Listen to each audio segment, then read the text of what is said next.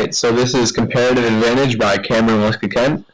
As you can see in the comic, everybody is specializing these days, so we're going to go over specialization and why and how and who should specialize in what. Yada, yada, yada. So absolute advantage is one party is better at producing something than another. So this does not determine who should specialize in what for trade, because if one country is better at producing everything than another, then they can still specialize in things and be better off through trade.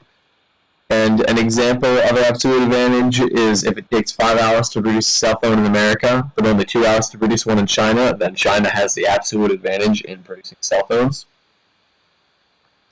And then there are two methods for determining the kinds of advantages.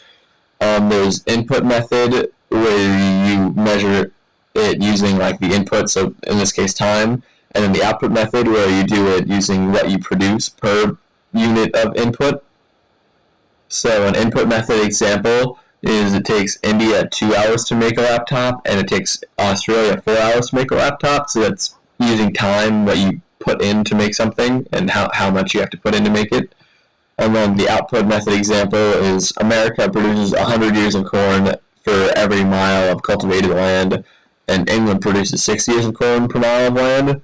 So that's going by what you produce per the input, instead of just how much you input to get one unit of product.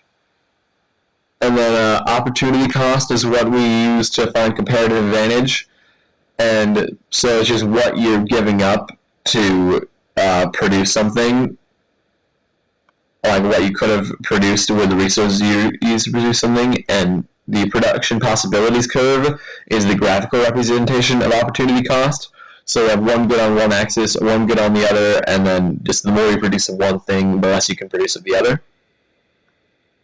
So for determining comparative advantage, calculate opportunity cost for the parties involved in producing a good, and whoever has the lower opportunity cost has the comparative advantage and should specialize in that good.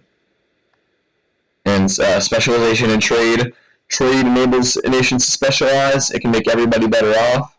Two entities will always have the different opportunity costs for producing things, so they can always specialize and trade and be better off. Comparative advantage using the input method. An example is it takes France 90 hours to produce a unit of cloth and 80 hours to produce a unit of wine, and it takes Spain 100 hours to produce a unit of cloth and 120 hours to produce a unit of wine. So who should specialize in what? So if you calculate the opportunity cost, France gives up 8/9 of a unit of wine per unit of cloth it produces, and Spain gives up 6/5 of a unit of wine per unit of cloth it produces. So since France has the lower opportunity cost for producing cloth, it should produce cloth, and Spain should produce wine. So, and then doing a comparative advantage using the output method. So India produces 50 ears of corn per day and 25 cups of coffee per day, and China produces 25 ears of corn per day and 50 cups of coffee per day. So who specializes in which? India is shown, when you calculate it, to have an opportunity cost of 2 ears of corn per cup of coffee it produces, and China has an opportunity cost of only 0.5 ears of corn per cup of coffee it produces.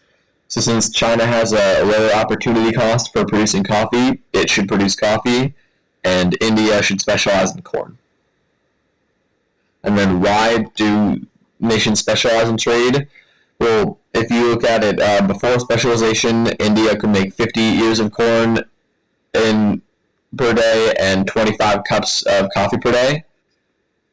And assuming a one-to-one trade agreement, if India focuses completely on corn, it can make 100 ears of corn with the time it took to make 50 ears of corn and 25 cups of coffee.